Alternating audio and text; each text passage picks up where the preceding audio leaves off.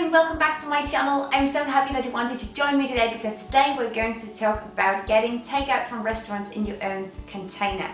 It's one of those aspects of a zero waste or low impact life that can be really scary for some people because that's not all about your choices. That has something to do about interacting with people in the service business and in the restaurant business, and interacting with people, making them do things differently for you. And that can be scary because that can have a lot of different reactions, honestly.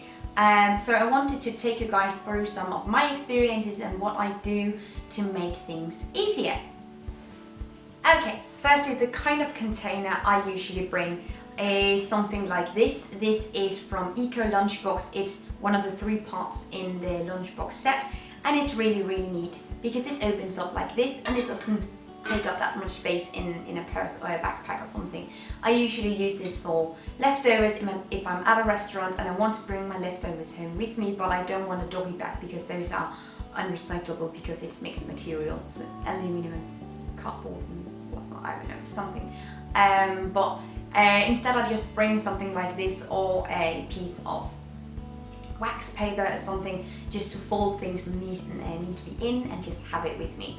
That doesn't really require any sort of interacting with staff or waiters because that's your own leftovers. You can do with them like you please. But if I'm going to a takeout place and I want my food in my own container, I usually bring something much larger. It can be something like this. I actually used this when I was eating rescue food for a week with Too Good To Go, and they gave me this disposable cardboard to go box, and I just said instead, is it okay if I use my own container? And I showed him my container. Said it has sort of the same amount in it, or the same amount can fit inside it. And the waiter he said, okay, yeah. So it didn't really seem during that week, because I did that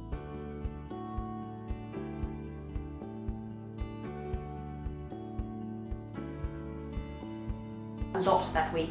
It didn't really seem like the waiters cared at all, honestly. And I think sometimes you build things up in your head.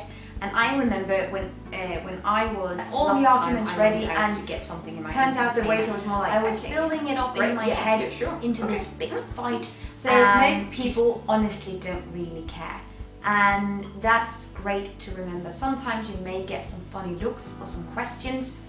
Sometimes people ask me why. And honestly, sometimes I tell them it's because I have a plastic allergy. Because allergies, they get.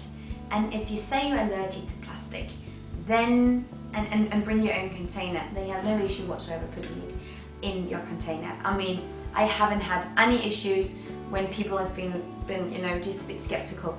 And if I tell them it's an allergy, no issue, whatever. So you can take that with you. It's a little bit of a lie, but it's for a good cause. So, confliction.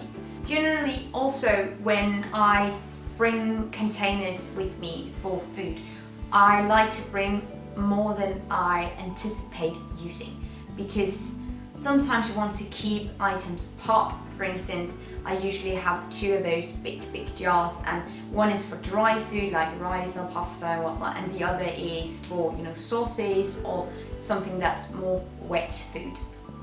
It sounds like cat food when you say wet food, but you know what I mean. So it doesn't get all mixed up.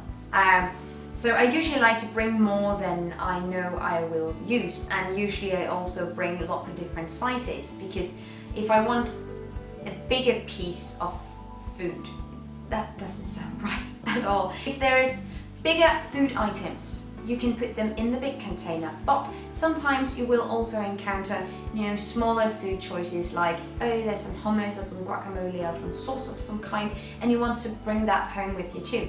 Then you will need a smaller container, and that smaller container for me is at least always either glass or aluminum. But generally, being on top of things in the way that you need to think about what will happen before it actually happens. And I think that's the way with zero waste and low impact in a lot of ways, that you'll need to foresee the scenario before it actually happens and pack prepared for all kinds of scenarios. That's usually what I do, and it's a lot of carrying jars and containers back and forth and whatnot, but when you come home and all your things are plastic free, it feels really, really nice. Also, be prepared to bring something that can contain liquid, because I think that's a problem lots of times, that sometimes my stainless steel things, they leak, which is bad, and it can be awkward and disgusting. So bring something that you know for sure won't leak. That's also just a $1 million tip.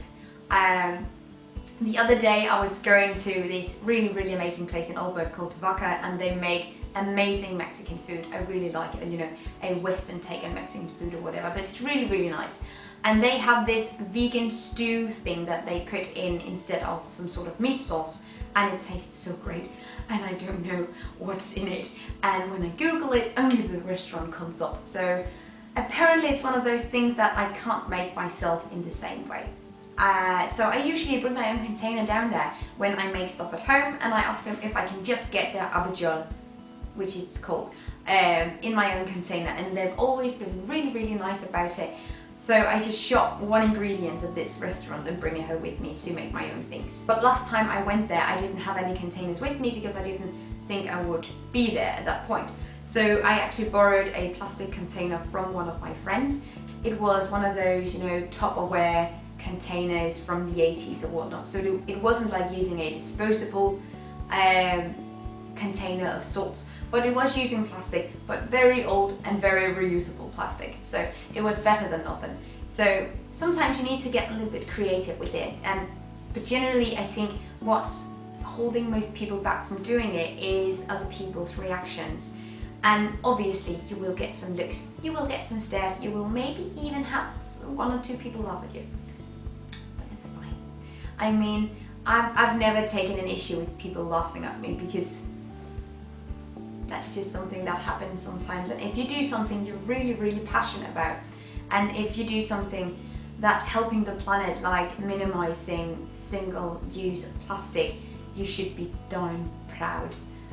Obviously, you should really be proud. And if some people laugh at you, or if some people ask questions, because I've noticed that lots of people, why are you doing that? And then simply just tell them, it's because I really don't like the idea of disposable plastic, so I like to bring my own containers instead. That's how I like it.